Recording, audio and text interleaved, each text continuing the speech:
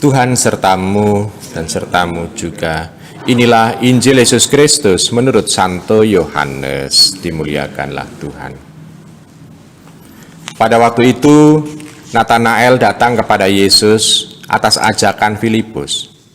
Tatkala melihat Natanael datang, Yesus berkata tentang dia, "Lihat, inilah orang Israel sejati, tidak ada kepalsuan di dalamnya."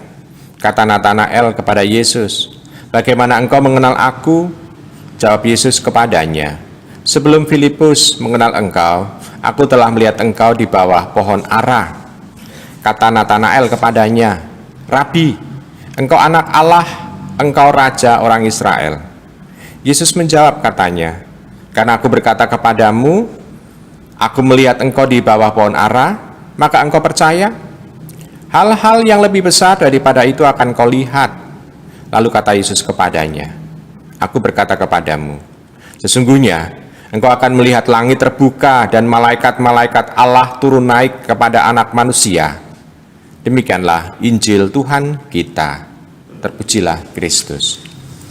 Ibu, bapak, saudara-saudari yang terkasih dalam Tuhan, sebetulnya bacaan Injil yang mau ditekankan pada hari ini adalah sabda Yesus yang terakhir kepada Natanael itu yang mengatakan bahwa aku berkata kepadamu, sesungguhnya engkau akan melihat langit terbuka dan malaikat-malaikat Allah turun naik kepada anak manusia.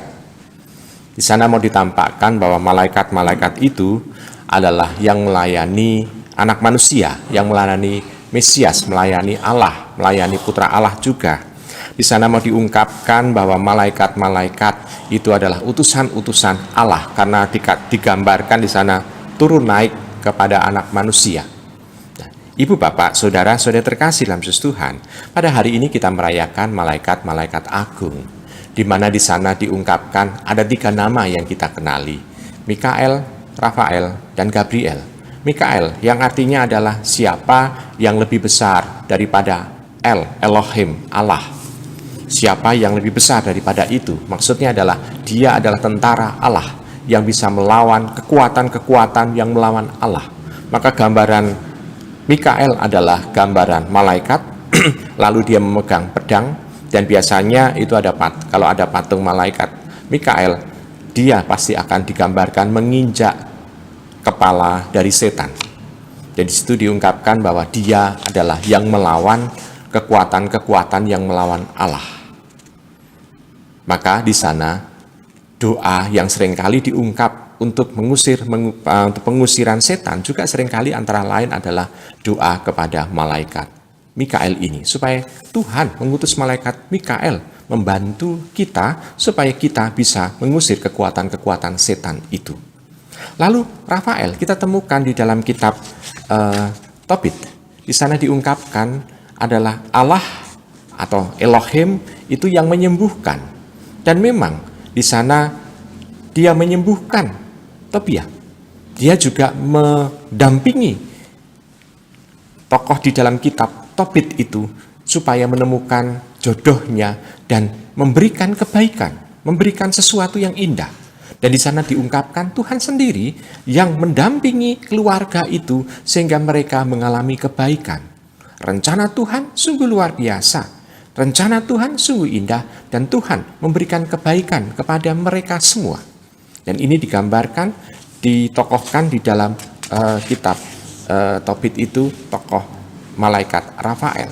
Dan Rafael selalu digambarkan kalau ada patung Rafael, gambarannya adalah biasa dengan sayap, lalu dia membawa ikan yang menyembuhkan penyakit buta dari orang yang ditulis dalam kitab Tobit itu.